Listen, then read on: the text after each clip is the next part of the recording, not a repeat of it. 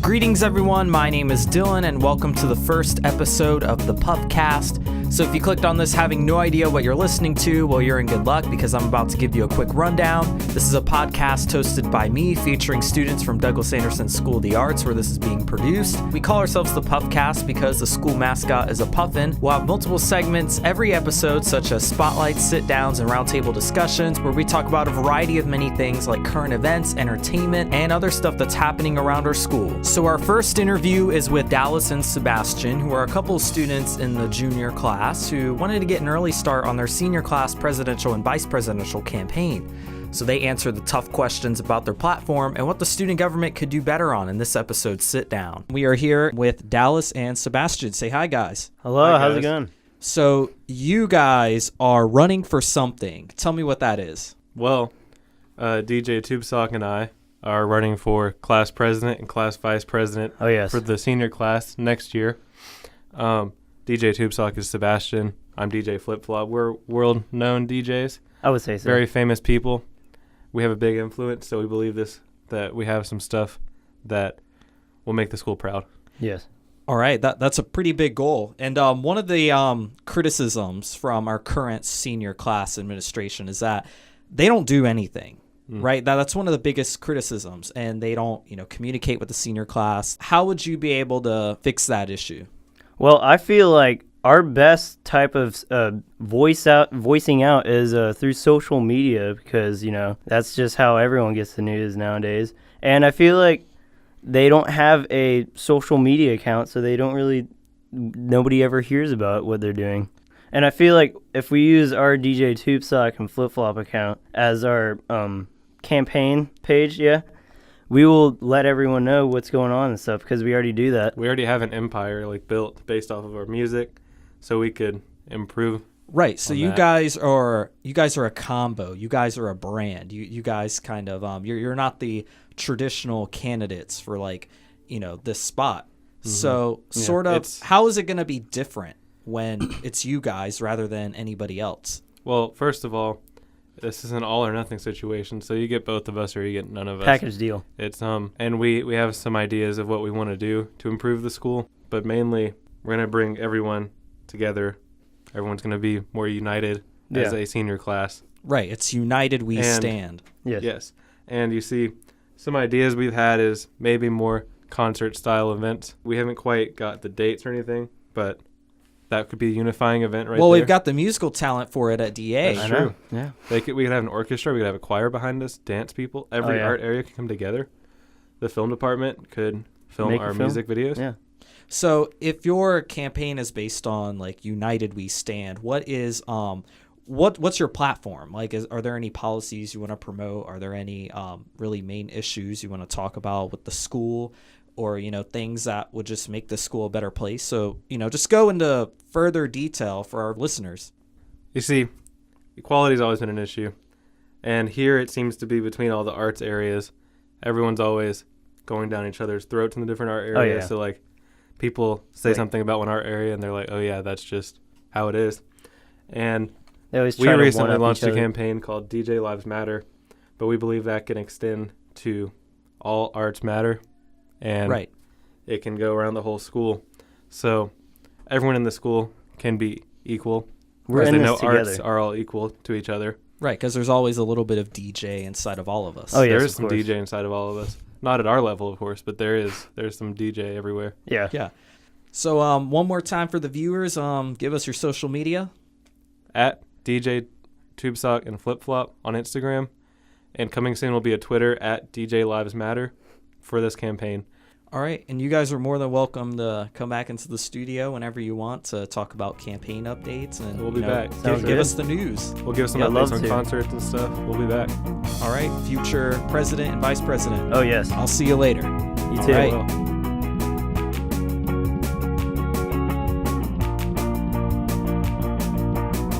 So that was a fantastic interview I had with DJ TubeSock and Flip Flop, who are Dallas Thompson and Sebastian Keller. And apparently I have a co-host now. So what's up? Say hi, Brice. Hey guys, how's it going? Brice just listened to that interview too. So what do you think about it? I think it's pretty cool what DJ Tube Sock and Flip Flop are planning to do coming the next year. They seem like they have a lot of cool ideas and plans, so I'm ready. So do you think they'll be better than our student government now here at Douglas Anderson? I mean, I don't know if I could say better, just I don't really want to put down any student government positions this year, but I don't know. I mean, I feel like there's been a lot that's been done this year by our current student government, which has been for the best. But I feel like every year the next president, I guess, has something new to bring to the table. And that's something that I think is really cool because every year we can sort of expect something new. So our next interview is with our school mental health therapist. His name is Mr. Carroll. We're going to send you off to that one now. Do you want to give your Instagram, Brice? At Brice.dav, follow me.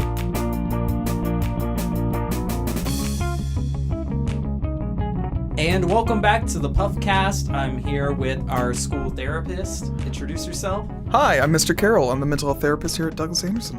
What is it that you really do here at Douglas Anderson for the people that don't know?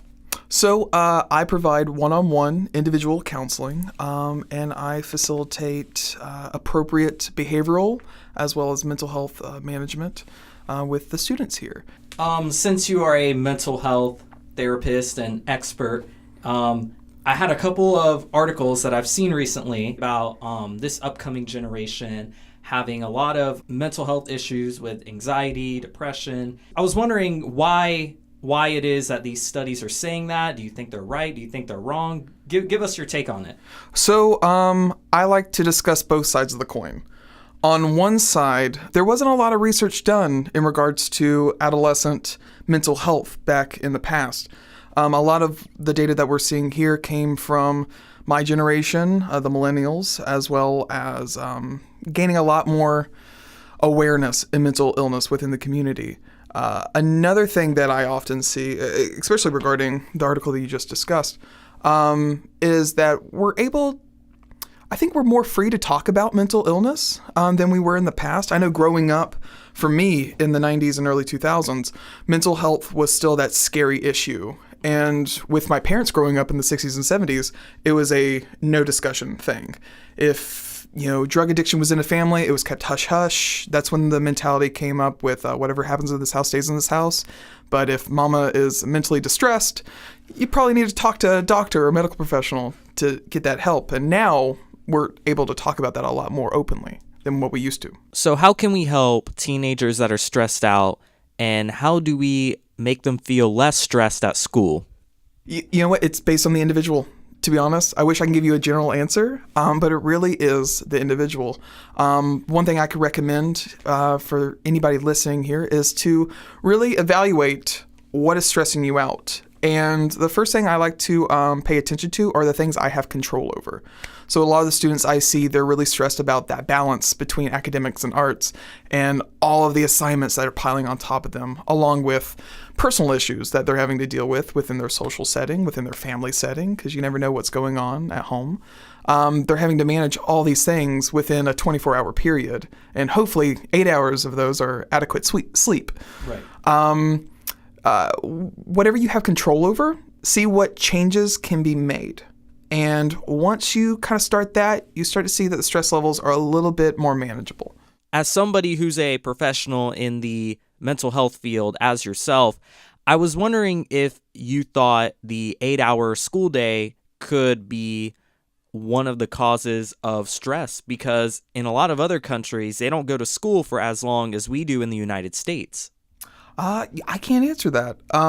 That's a really good point to bring up, too. There's probably a correlation. I wouldn't say a direct causation, but definitely a correlation about just like the added stressors, utilizing time. Gosh, my attention span is not an 8-hour day. I mean, hopefully my boss isn't listening to this right now, but my attention span, it kind of falls normally, like anybody. And like we have our dead times, usually after lunch. Right. But I think that's general throughout all people. But if we manage ourselves a little bit better throughout the day, it won't feel as daunting, that 8-hour day, especially if we're doing something what we love doing. And since we really have to manage ourselves throughout those long days, I was wondering if you had any tips or anything you really wanted to say about managing anxiety symptoms and managing your stress throughout the long school day. Whenever you're in a state of panic, it's best to work against your body. So one of the symptoms of a panic disorder is our diaphragm becomes tight. So our chest becomes tight, and our diaphragm, it really restricts our breathing. That's why some people hyperventilate, because they're trying to get breath in, but it's not enough, and so it keeps pushing out, keep working against it. But it's a rubber band that doesn't break. You can breathe in as much air as you physically can, and that diaphragm won't break. What I always say is work against that. And in a sense, you're kind of working against your panic attacks too. So you're working against that symptom. Because whenever we hyperventilate, we're losing adequate oxygen. And our brain needs oxygen to regulate itself. That's where it kind of gets to a homeostatic level, especially oxygen generating through our blood. So deep breathing, and when I say deep breathing, I mean think about the corner ends of your lungs and breathe right towards that and just fill up the jug of your lungs with all that oxygen and then slowly let it out. Once you kind of develop that practice it. And I shouldn't have to tell DA kids, practice makes perfect. Right. Because we're already used to it. Exactly. Mental health regulation it does involve a practice. It really does. And whenever you develop that skill, you can utilize it at any time, anywhere. All right. Well, thanks for coming in. Thanks for giving us those tips. And hopefully you stop by in another episode. Love it. And anytime, call me back.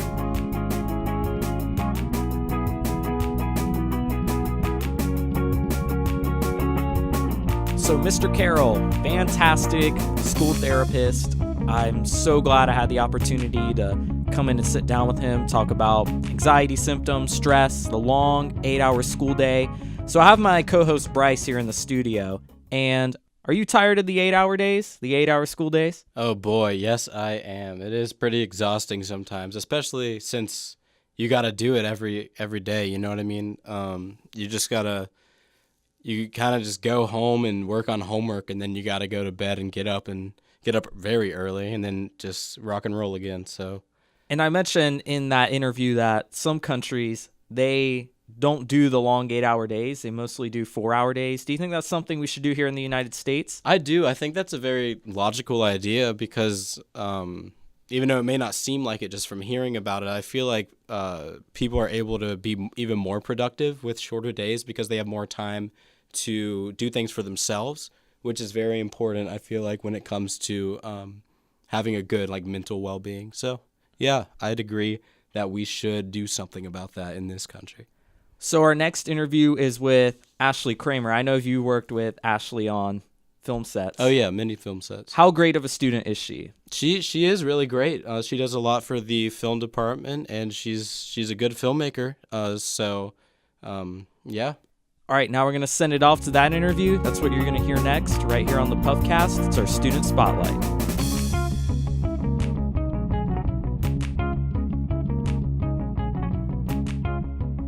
We're here with Ashley in the studio. What's up, Hi, Ashley? Thanks for having me. I'm so excited to be here. We're here to talk about filmmaking. So, Ashley, give us a rundown of what you've been doing senior year in film. So it's been a very busy year. First semester was crazy, and I mean we're just starting into second semester and it's already also crazy. So this year the big project that I'm working on, it's my major project. It's called The Best Friend, and I've actually been working on it for about a year now. It started out as just like a 1-page short story that I was using as an application for summer programs.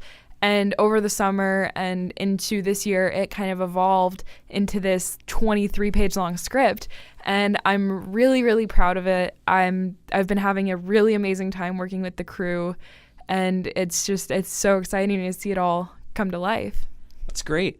So usually when people think about Hollywood and filmmaking, they think about actors. You know, they want to go to the box office and see their favorite actors. Yeah, so of course. Who's really your star power in this film?